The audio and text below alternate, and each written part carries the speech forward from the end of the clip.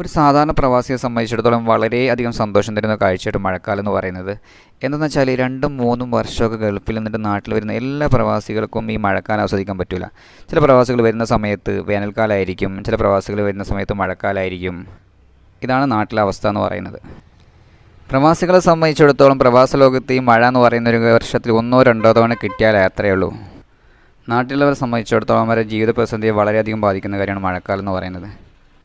ഞാൻ ഈ സാധാരണ പ്രവാസി എന്ന് പറയാനുള്ള കാരണം എന്ന് വെച്ചാൽ പ്രവാസ ലോകത്ത് ബിസിനസ് നടത്തുന്നവർക്ക് ഇതൊന്നും ബാധിക്കുന്ന കാര്യമില്ല. അവർക്ക് എപ്പോൾ വേണമെങ്കിലും വരാൻ പോകാം. ഞാനിപ്പോൾ നിൽക്കുന്നത് കൊച്ചിയിലാണ്. NH ഏകദേശം 50 മീറ്റർ ഉള്ളിലേക്ക് മാറിയുള്ള കാഴ്ചയാണ് കാണുന്നത്. നല്ല രസമുണ്ട്. രാവിലെ എണീച്ച് കഴിഞ്ഞാൽ നല്ല ഭംഗിയാണ്. കിളിയും മഴയും നാടും നാട്ടുകാരും നല്ല രസമുട്ടോ. ഇപ്പോൾ നാട് മഴ പെയ്തിട്ട് ചെറിയ മങ്ങിക്കിടക്കുന്ന കാലാവസ്ഥയാണ്. അടുത്തടുത്ത് മൊത്തം വീടുകളാണ്. ആ കാണുന്ന തെങ്ങുണ്ടല്ലേ, അവിടുന്ന് ഏകദേശം അല്പം കൂടെ മുമ്പോട്ട് പോയി കഴിഞ്ഞാൽ കൊച്ചിൻ എയർപോർട്ടാണ്. ഇപ്പം ഈ ഒരു കാലാവസ്ഥയുടെ പ്രശ്നം കൊണ്ട് അല്ലെങ്കിൽ ടേക്ക് ഓഫ് ലാൻഡിങ്ങിൽ അടിപൊളിയായിട്ട് കാണാൻ പറ്റും. ഞങ്ങൾ വൈകുന്നേര സമയത്തെല്ലാം അവിടെ പോയി നിൽക്കാറുണ്ട്. നല്ല രസം കാണാനായിട്ട്, നല്ല ഭംഗിയാണ്. സത്യം പറയുകയാണെങ്കിൽ കാശുണ്ടെങ്കിൽ നാടും നാട്ടുകാരും വീടൊക്കെ പൊളിയാണ്. ഇവിടെ തന്നെയാണ് അടിപൊളി, നല്ല രസമാണ്.